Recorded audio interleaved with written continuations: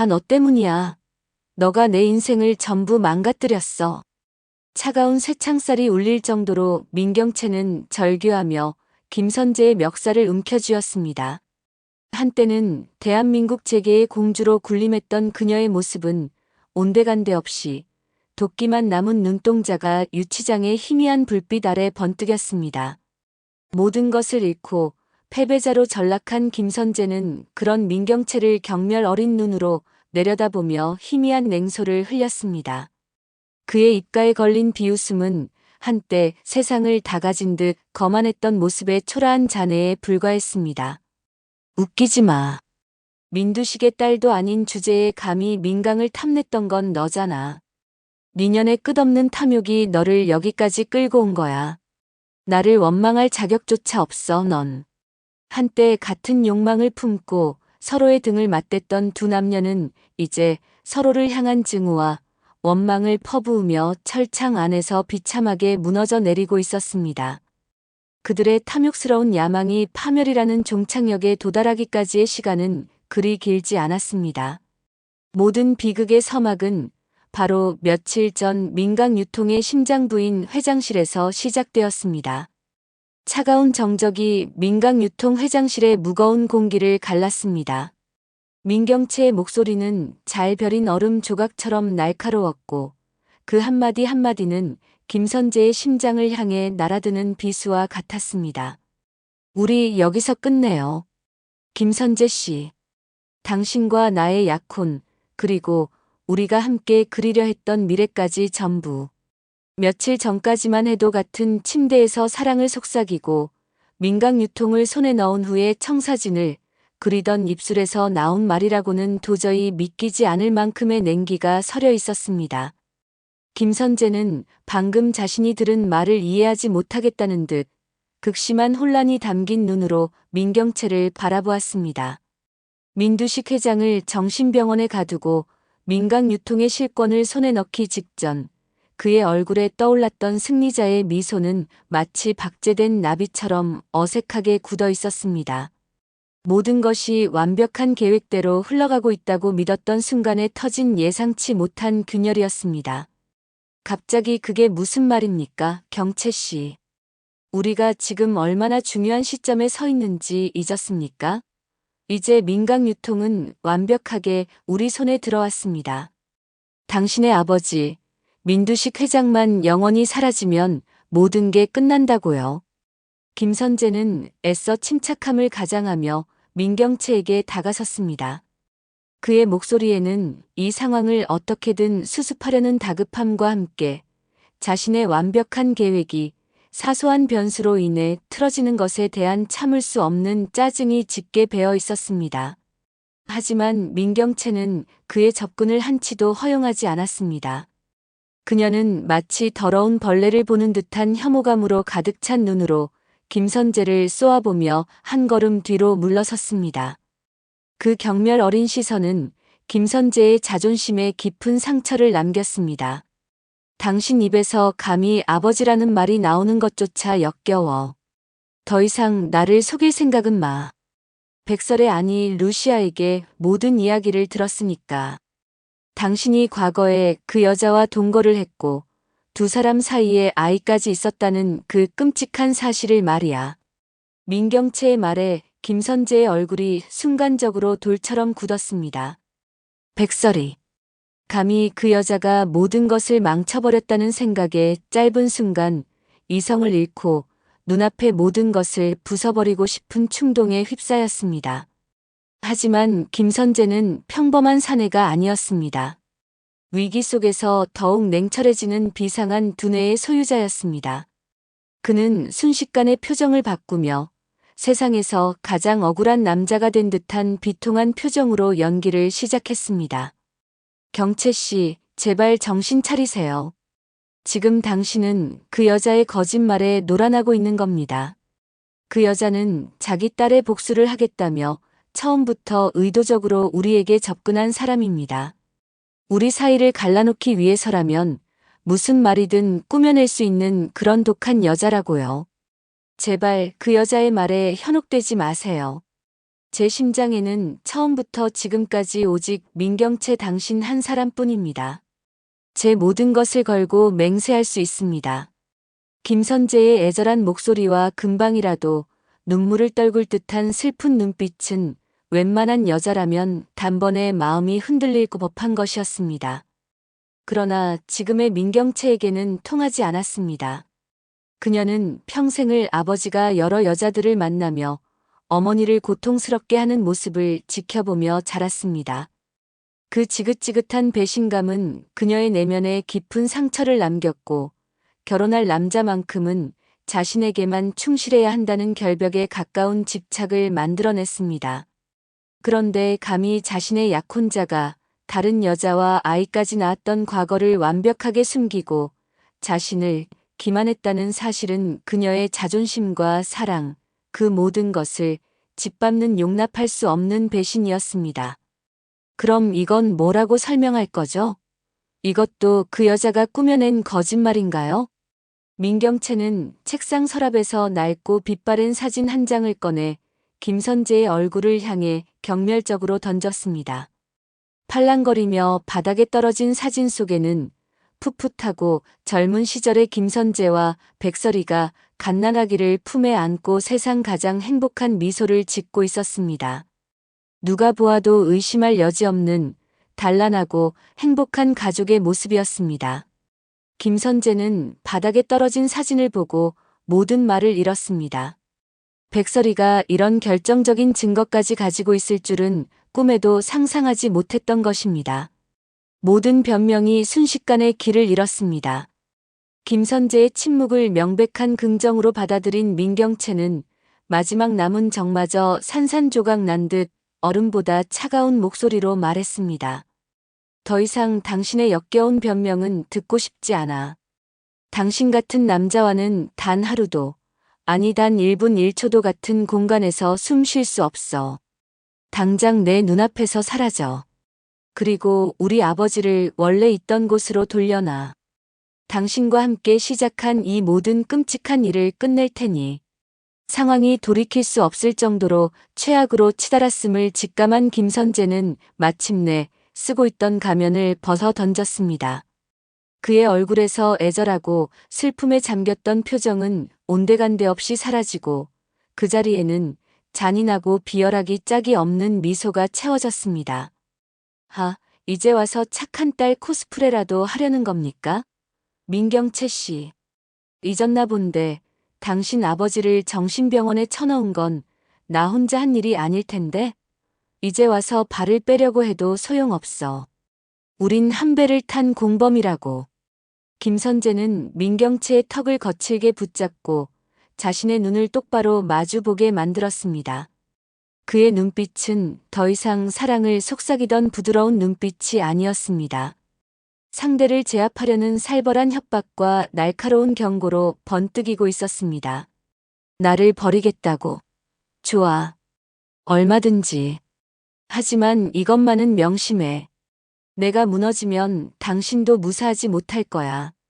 민두식 회장을 불법으로 감금한 사실이 세상에 알려지는 순간 민강 유통의 후계자는커녕 당신은 차가운 감옥 바닥에서 평생을 보내게 될 거라고. 그러니 헛된 생각은 버리고 얌전히 내 옆에 있어. 우린 예정대로 결혼해서 민강을 완벽하게 차지해야지. 안 그래? 김선재의 노골적인 협박에 민경채의 온몸이 분노와 두려움으로 부들부들 떨렸습니다. 자신의 어리석은 선택에 대한 지독한 후회가 파도처럼 몰려왔습니다. 김선재라는 악마의 달콤한 속삭임에 넘어가 그의 손을 잡은 대가가 이렇게 클 줄은 상상조차 하지 못했습니다. 하지만 이미 엎질러진 물이었습니다. 민경채는 김선재의 손으로 뿌리치며 악을 쓰듯 소리쳤습니다. 닥쳐. 내 인생을 망친 건 바로 너야. 너가 내 앞에 나타나지 않았더라면 이런 끔찍한 일은 시작되지도 않았어. 아니, 탐욕스러운 당신이 내 제안을 덥석 받아들였기 때문에 시작된 일이지. 김선재는 여유롭게 대꾸하며 회장실을 나섰습니다. 문이 닫히기 직전 그는 비웃음이 가득 섞인 목소리로 잔인한 한마디를 덧붙였습니다. 아, 그리고 한 가지 더. 당신 아버지는 이미 다른 곳으로 옮겼어. 당신이 혹시라도 쓸데없는 짓을 할까 봐서 말이야. 그러니 앞으로 나한테 잘 보이는 게 좋을 거야. 당신 아버지의 거취는 오직 나만 아니까. 쾅하는 소리와 함께 문이 닫히고 거대한 회장실에는 민경채의 절망적인 흐느낌만이 공허하게 남았습니다. 그녀는 자신이 결코 빠져나올 수 없는 거대한 덫에 완벽하게 걸렸음을 처절하게 깨달았습니다. 한편 바로 그 시각 백설이는 문태경과 함께 은밀한 장소에서 만나고 있었습니다. 그녀의 손에는 작은 도청 장치가 들려 있었고 그 장치를 통해 바로 조금 전 김선재와 민경채가 나눈 모든 대화가 실시간으로 흘러나오고 있었습니다. 김선재의 비열한 협박과 민경채의 절망적인 비명까지도 남김없이 말입니다. 예상대로 김선재가 민두식 회장을 다른 곳으로 옮겼군요. 역시 보통 여우가 아닙니다. 문태경의 목소리는 차분했지만 그의 눈빛은 복수의 칼날처럼 날카롭게 빛나고 있었습니다. 백설이는 도청장치의 전원을 끄며 결심을 굳힌 듯 단호하게 말했습니다. 이제 더 이상 기다릴 시간이 없어. 우리가 직접 민두식 회장님을 찾아야 해. 김선재가 또 어떤 짓을 저지를지 몰라. 백설이는 민경채가 김선재의 과거를 알게 되면 결벽증에 가까운 성격을 가진 그녀가 절대 참지 못하고 그들의 관계에 반드시 균열이 생길 것이라 정확히 예상했습니다. 그리고 그 틈을 이용해 민두식 회장의 위치에 대한 단서를 얻어내려 했습니다. 그녀의 계획은 한치의 오차도 없이 완벽하게 맞아떨어졌습니다. 흥분한 김선재는 자신의 입으로 민두식 회장을 다른 곳으로 옮겼다는 결정적인 정보를 스스로 흘렸습니다. 하지만 김선재는 워낙 치밀한 놈입니다. 흔적을 남겼을 리가 없어요. 도대체 어떻게 찾을 생각이십니까? 문태경의 합리적인 질문에 백설이는 말없이 자신의 스마트폰을 꺼내 화면을 보여주었습니다. 화면에는 위치 추적 프로그램이 실행되고 있었고 깜빡이는 붉은 점 하나가 서울 외곽의 한적한 곳을 정확히 가리키고 있었습니다.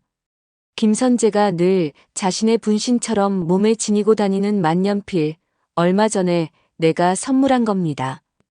그 안에 최첨단 GPS 추적 장치를 심어뒀지. 그리고 오늘 민경채를 만나기 직전 김선재가 잠시 어딘가를 다녀온 기록이 포착됐어. 아마도 그곳이 민두식 회장님이 갇혀 계신 새로운 장소일 거야. 백설이의 상상을 초월하는 치밀함에 문태경은 감탄을 금치 못했습니다. 그녀는 딸의 복수를 위해 단 한순간도 허투루 보내지 않고 모든 것을 계획하고 실행해 왔던 것입니다.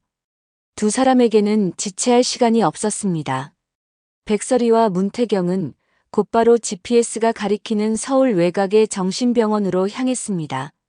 그곳은 외부인의 출입이 철저하게 통제되는 악명 높은 폐쇄병동이었습니다.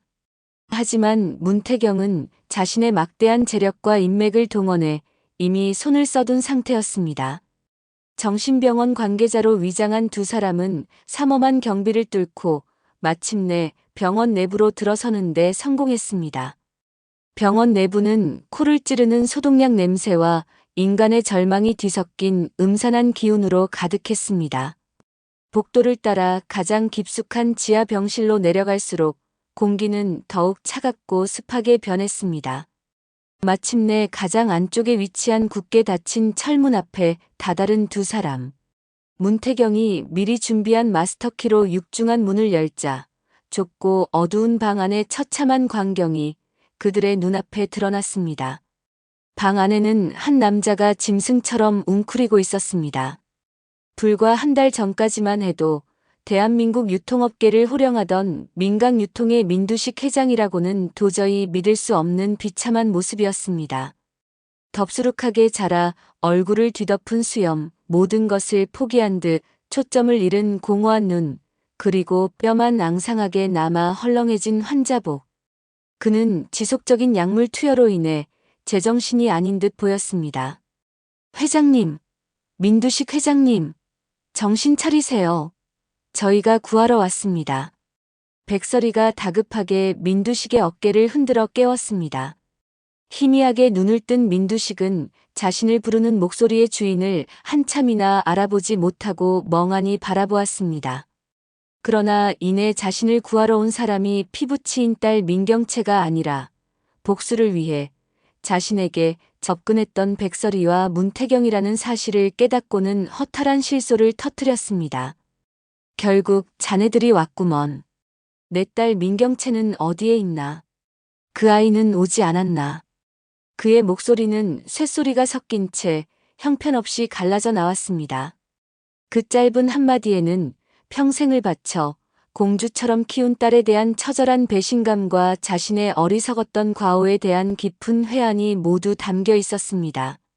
문태경은 쇠약해진 민두식을 부축하며 말했습니다. 회장님, 이야기는 나중에 하시죠. 우선 여기서 빠져나가야 합니다. 김선재가 언제 알아챌지 모릅니다. 백설이와 문태경은 민두식을 데리고 지옥과도 같았던 병원을 빠져나와 미리 준비해 둔 안전가옥으로 향했습니다. 며칠간의 극진한 간호와 치료 끝에 민두식은 겨우 기력을 회복했습니다. 흐릿했던 정신이 돌아온 그가 가장 먼저 한 일은 자신의 변호사를 부르는 것이었습니다. 그리고 그는 자신의 모든 과오를 두 사람 앞에서 고백하기 시작했습니다. 김선재와 내 딸 민경채, 그 두 놈이 나를 여기에 가뒀네. 내가 평생을 바쳐 이룬 이 민강 유통을 통째로 삼키려고 말이야. 민두식은 분노로 온몸을 떨었습니다. 하지만 그의 분노는 이내 자기 자신을 향한 깊은 반성으로 바뀌었습니다. 하지만 이 모든 것은 내 업보일지도 모르겠네. 나는 성공을 위해서라면 수단과 방법을 가리지 않았지. 그 과정에서 수많은 사람들에게 씻을 수 없는 상처를 줬어. 문태경 본부장, 자네의 부모님에게도 내가 죽을 죄를 지었네. 정말 미안하네. 민두식은 처음으로 문태경 앞에서 깊이 고개를 숙였습니다. 부모님의 원수 앞에서 진심으로 사죄하는 민두식의 모습을 보며 문태경의 마음은 복잡하게 흔들렸습니다. 오랜 세월 그를 증오하며 복수만을 꿈꾸며 살아왔지만 모든 것을 잃고 완전히 무너져 내린 한 노인의 진심 어린 사죄 앞에서 그의 복수심은 길을 잃고 방황했습니다.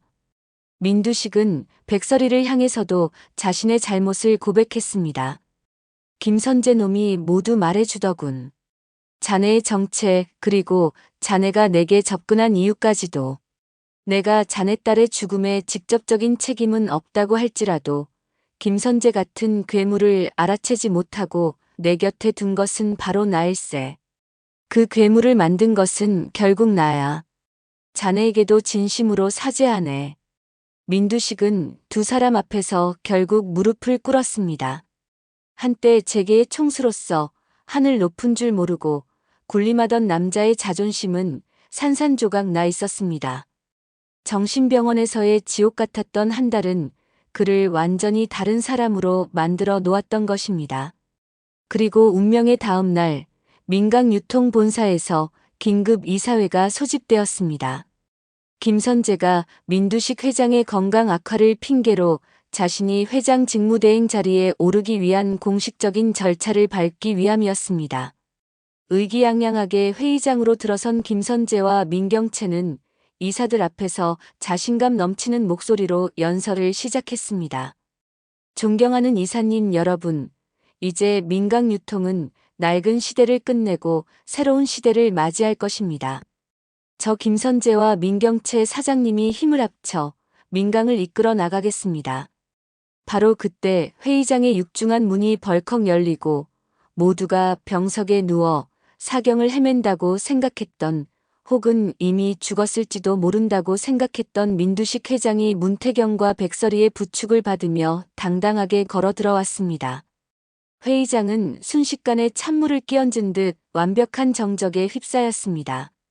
특히 김선재와 민경채의 얼굴은 시체처럼 하얗게 질려버렸습니다. 아버지, 어떻게 여기에?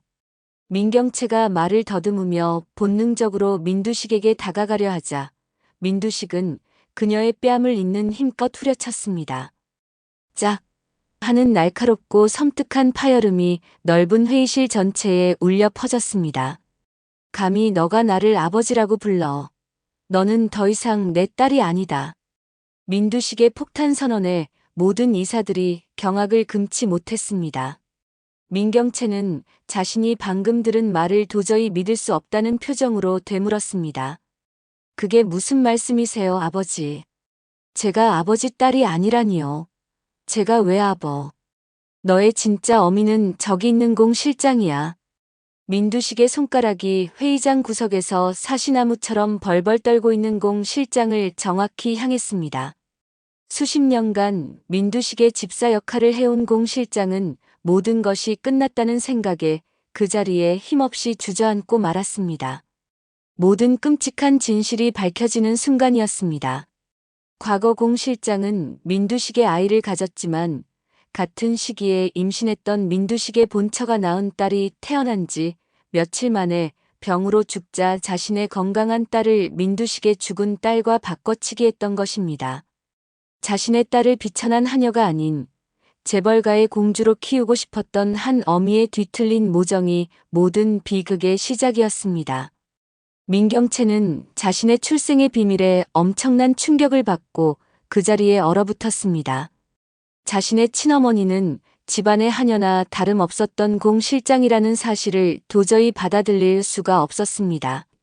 모든 것을 잃은 민경채가 넋이 나간 채 집으로 돌아왔을 때 공 실장은 울며 매달리며 또 하나의 충격적인 사실을 고백했습니다.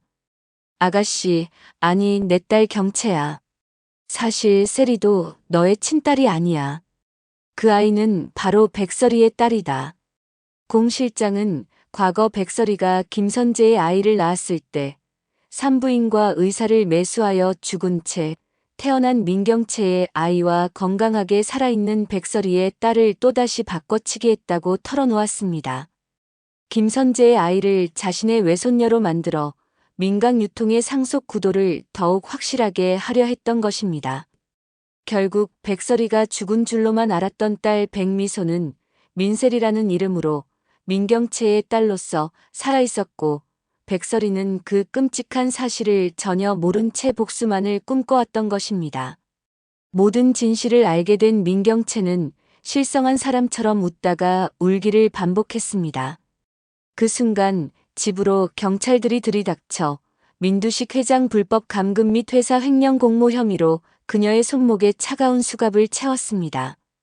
그리고 그녀가 끌려간 유치장 안에는 이미 먼저 체포된 김선재가 앉아 있었습니다. 그렇게 그들의 비극은 다시 첫 장면으로 돌아가 서로를 향한 원망과 증오 속에서 끝을 맺었습니다. 그 후 민두식은 자신의 모든 혐의를 인정하고 법의 심판을 받아 죗값을 치렀습니다.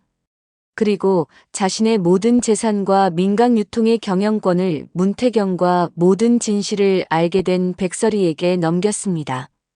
그는 백설이에게 살아있는 딸 세리를 되찾아 준 것으로 자신의 무거운 죄를 조금이나마 씻고자 했습니다. 백설이는 꿈에 그리던 딸을 되찾았지만 벅찬 기쁨보다는 오랜 시간 함께하지 못했다는 어색함과 미안함이 앞섰습니다. 세리는 자신을 애지중지 길러준 언니 민경채를 그리워하며 친어머니인 백설이를 밀어냈습니다. 기나긴 복수는 끝났지만 백설이에게는 딸의 마음을 얻어야 하는 더 어렵고 힘든 과제가 새롭게 남아 있었습니다. 문태경은 그런 백설이의 곁을 묵묵히 지키며 그녀의 새로운 삶을 진심으로 응원해 주었습니다. 결국 복수의 칼날은 모두에게 깊은 상처만을 남겼습니다. 뒤틀린 탐욕으로 모든 것을 손에 넣으려 했던 김선재와 민경채는 모든 것을 잃고 차가운 감옥에 갇혔고 과거의 잘못을 뒤늦게 뉘우친 민두식은 쓸쓸한 말년을 맞이했습니다.